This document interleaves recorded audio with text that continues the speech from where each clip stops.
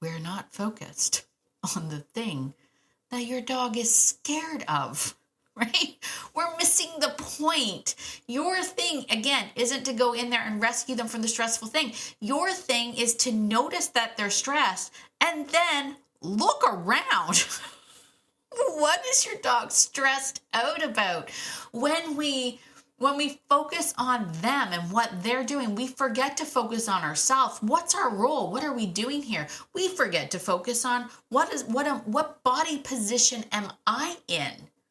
What am I doing right now? I talk a lot about this idea of your body position matters.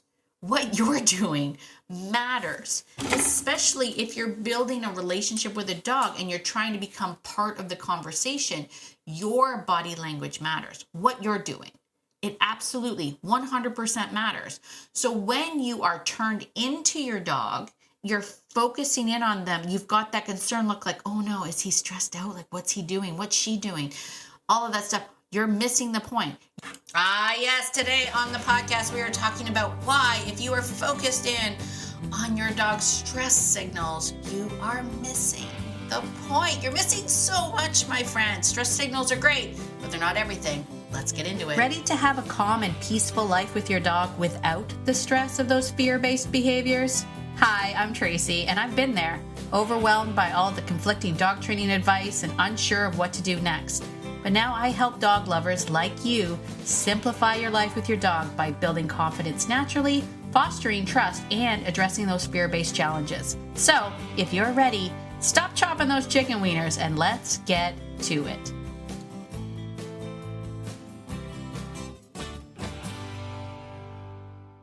Hey there, friend. If you've been nodding along and thinking, yes, this is exactly what I've been missing, then I want to personally invite you to join our free Facebook group, Living Beyond Obedience. This is a space for dog people who are done chasing perfect obedience and are ready to build real connection, some calm confidence, and trust-based leadership with their dogs. Whether you've been raising a fearful or reactive dog or just a plain misunderstood dog, we get it. And you're not alone. Inside the group, we're going to dive deeper into everything you hear here.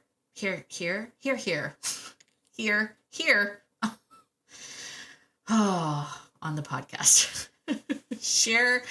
We're going to share some tips and tricks and connect with a community that truly gets it. So if you're ready to stop training at your dog and start learning with them, come hang out with us. Just search up Living Beyond Obedience on Facebook or check the link in the show notes. I can't wait to meet you and your dog. I'll see you there. Well, hello, my beautiful friend. It is Tracy. Welcome to Beyond Obedience, the podcast. Super duper welcome. If you are brand new, listen, I'm going to give you a little behind the scenes. This is the 4th time I've started this. And the reason for it is that the world is just a little extra right now. It's just a little extra right now. And my brain is having a hard time wrapping itself around it. And words are not coming out and things aren't happening. So hang on. This is going to be a ride. It's a lot to do with stress, like there's a lot of stress. I talked about stress and survival, how dogs dogs can smell our stress. And for us, stress is like, oh, my project didn't get done. And stress is things like, oh, my boss is angry with me, whatever. But just, I don't know, today, the stress feels a lot more like survival, doesn't it? Just a little bit. Yeah, me too. This is not a political podcast. This is a dog podcast. So we're not going to get into it, my friend. But I wanted to let's talk about stress then. Let's talk about some stress things. Let's talk about stress. Let's talk about stress, baby. I don't think that's the actual lyrics to that song, but, all right, you're just going to have to hang on. We are winging this because, as I mentioned, brain's not braining today. So that's the thing that's happening. But I did want to talk about stress. I wanted to talk about this concept of us focusing on and worrying about our dog's stress signals. If you are someone who's been in the dog realm at all for any amount of time, if you're a member of many dog Facebook groups, at some point in time, I'm sure you have seen or heard or got wind of stress signals in dogs. And while when they first came out, I was like, this is a good idea to get dog lovers to be a little bit more educated in what those stress cues are in dogs. I feel like we've taken it a little too far. I feel like, what I'm saying? I gotta take a drink. I feel like we've taken it a little too far. And I wanted to talk about that today because I do believe that, what your dog's body language is really telling you and why you might be missing the point, or why watching for stress signals isn't the whole picture. I want to kind of break it down. There's two main points to what I want to talk about today. The first one is this, and I want you to wrap your head around it. Get a pen and paper right now. I'll wait. No, I'm not going to wait. I'm just kidding. Get a pen and paper. Write this down. Stress isn't always a bad thing. In fact, stress is what motivates us. Stress is what it keeps us safe. Like, there's so many actual good things about stress. But if you're somebody who is in particular working with a fearful dog or a reactive dog, many of us have been told to really focus in on those stress signals. What are some of those stress signals? Like whale eye and lip licking, and for some reason that's all I can come up with right now. Whale eye and lip licking. There's more. Like furrowed brow. I don't know. There's a bunch of them. Again, bear with me. Brain not braining. And while that is a good thing to kind of know, the problem is that when we tell people that they have to watch those things, we forget about the fact that sometimes stress isn't necessarily a bad thing.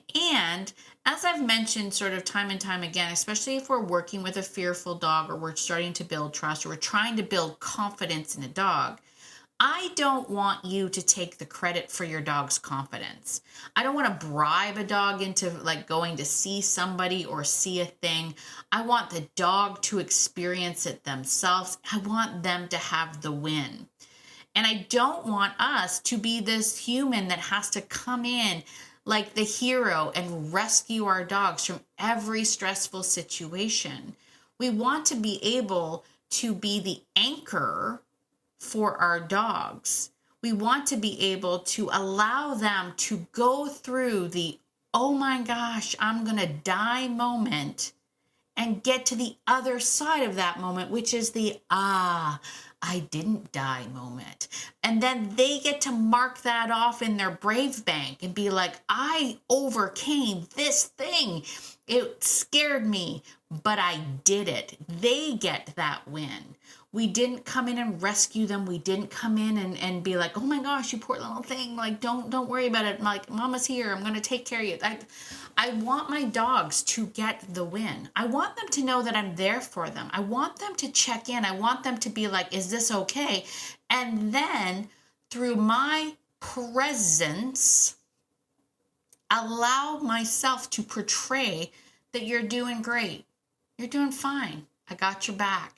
You're okay, without saying those things. You know how I feel about the term you're okay, right? Don't like us saying you're okay, because we never say it like you're okay. We always are like, you're okay, it's okay. Hear that inflection? It's okay, you're okay. We get really small. We're like, you're doing it. Our face gets all scrunchy. Instead, I want you to stand there, and your presence says, you're doing great, bud. You're doing this. I'm so freaking proud of you. Look at you going through that. And when you know the fear cycle, when you understand how dogs process fear, the approach and retreat, and how they have to check angles and how they see threats and all of that stuff, yeah, they might give you a lip lick. Yeah, they might give you a little whale eye, but that doesn't mean you want to necessarily rush in and rescue them every time that happens. That's the first problem that I see, right? We sit there and we think, oh my gosh, there it is. It's whale eye. My dog's upset. My dog's freaked out. I got to come in and do something about it. You don't necessarily. You can see it. You can observe it and go, he's looking a little stressed out, but read the whole room, right? Not just one stress signal. Like, how tense is he? How, is he processing? Is he holding his breath? Like all those other things. So many other things to look at.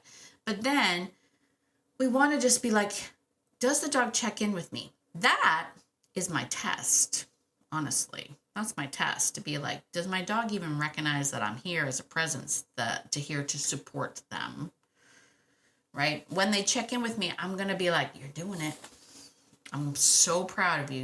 You're doing it. Good for you, right? And when they get to the other side, first of all, when they get to the other side of the thing that scares them and they survive it, they're so freaking happy about it. Right? They're so happy about it. I know I've told this story before, but one of my friends, Rachel, she was taking her one dog was afraid to go through this culvert, and it was a large culvert, like you could walk through it. And I had suggested to her that she walk through it, right? Just like she do it. And of course, her doing it was what gave her dog, Freddie, the bravery to go in and do it himself. But what happened afterwards, once he made it through, this was the thing that he's like, I don't want to go in there. That's scary. That's a hole. I don't want to do it. Once he made it through, oh my gosh, he was so joyful. He was jumping around. He was jumping up at her. Not on her, just at her, just like, look what I did. And she's laughing at him. She's like, good for you, buddy. And then what does he do? He runs around and he runs through it again. He ran through it a couple of times, like just to be like, I did it. That to me is the magic. That's what we want to do. If we had stopped and rescued him at the moment that he did that whole backing up whale eye thing, like, I'm not going in there, we would have never had that moment. Now, obviously, there's a balance here. I'm not talking about, like, you notice I didn't say we pushed him through. I didn't say take him on the leash and drag him through, because that's not what she did. This dog was off leash. I just said, you walk through. You go through it and see what he does. And with that, like, because she had worked so hard building this incredible bond and relationship and trust and all that stuff, he was like, you didn't die. I might try it. And then he got that win. And it was his win. And that gets put in his brave bank of the thing that he overcame himself. And it's so magical. So that's the first thing, right? When we spend all this time like focusing on it and rescuing, I don't want you rescuing your dog. Okay. And if you don't know when's the right time to step in, when's not the right time to step in, highly encourage you, if you're not already in the Fearless Framework, come on over to the Fearless Framework, because we talk a lot about that. We help you decode when to step in and when to step out.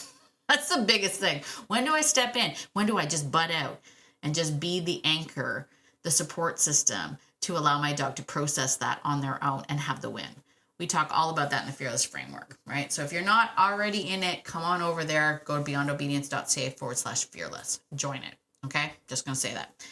The second reason why I don't want people to hyper-focus on stress signals, sitting there going like, what's his ears doing? Are they pressed down? Like, what's his eyes doing? Is he got whale eyes? Is he licking his lips? Like, I don't want you focused on that, because when we focus on the dog, we're not focused on the thing that your dog is scared of, right?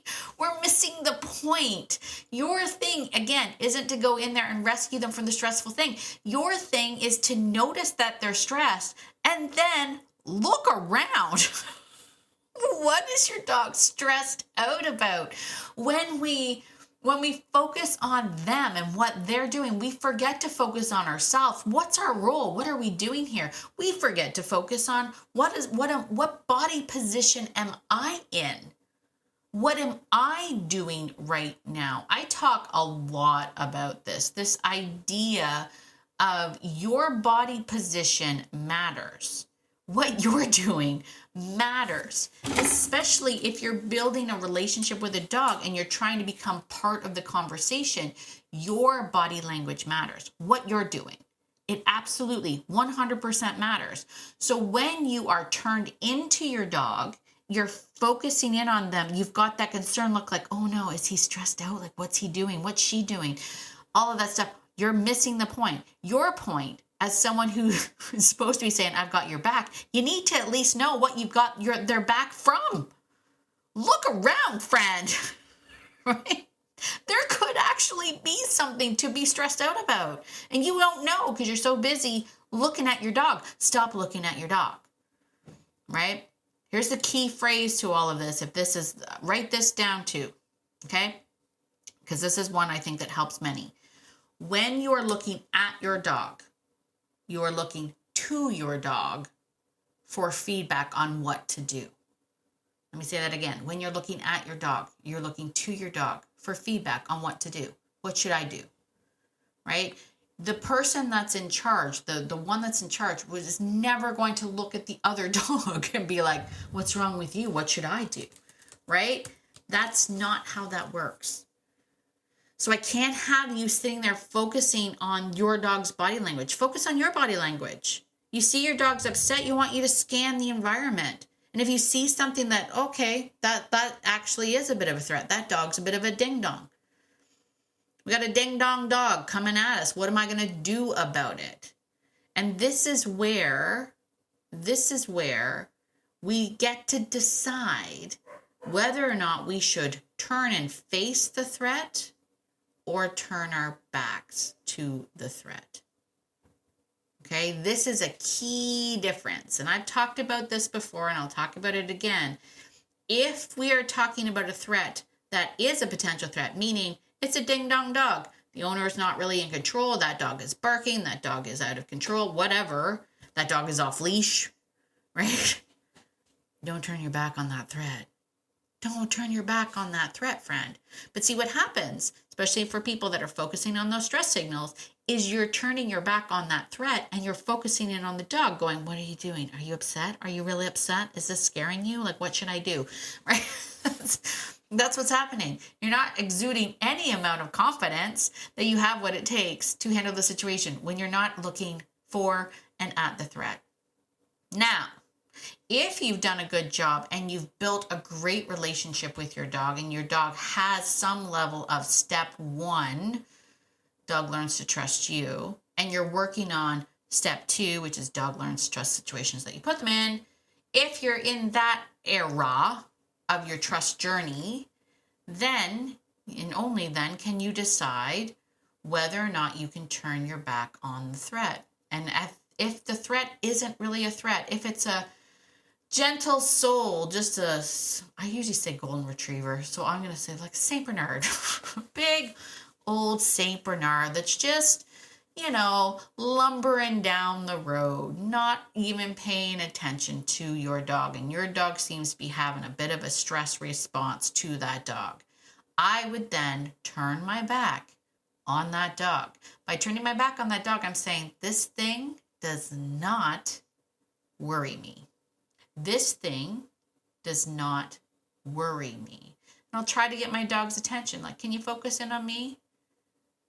I got this, bud. You're good. Right?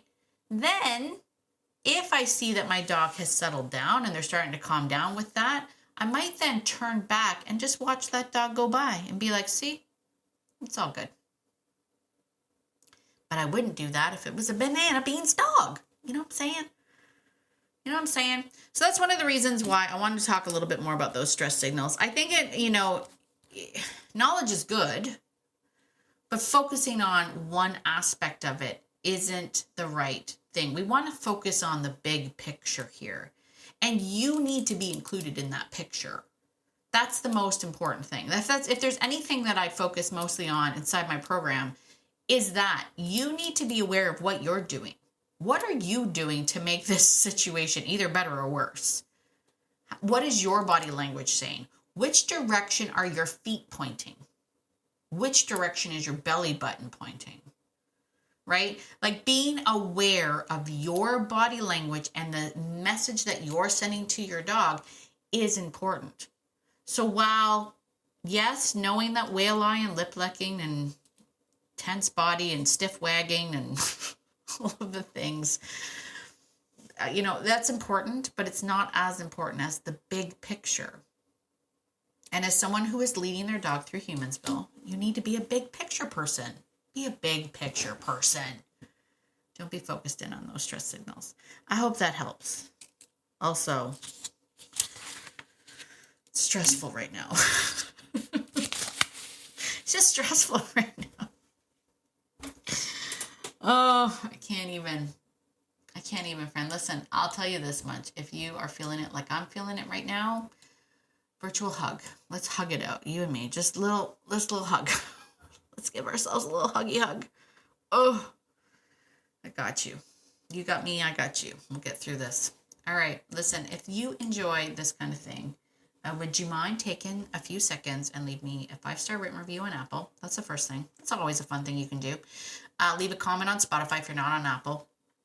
And subscribe. Do all the things. All the things. It helps push the podcast out to more and more people, for sure, Z's. The next thing that you can do is you can let me know. How's this podcast helping you? Is it helping you? Go to beyondobedience.ca/contact. Go to contact on my website, beyondobedience.ca. Contact. There's a little orange microphone there. Leave me a voice memo.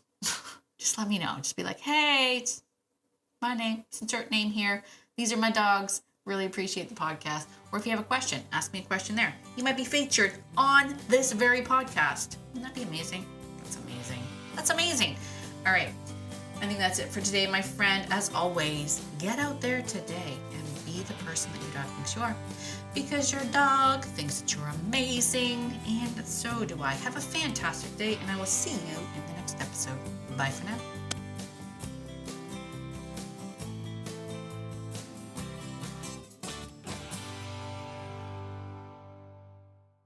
Oh, and one more thing. This podcast is meant for entertainment and education purposes only and is not meant to replace hands-on professional training. If you're really struggling with your dog, please reach out to a professional in your area. All right, I think that's it. Bye for now.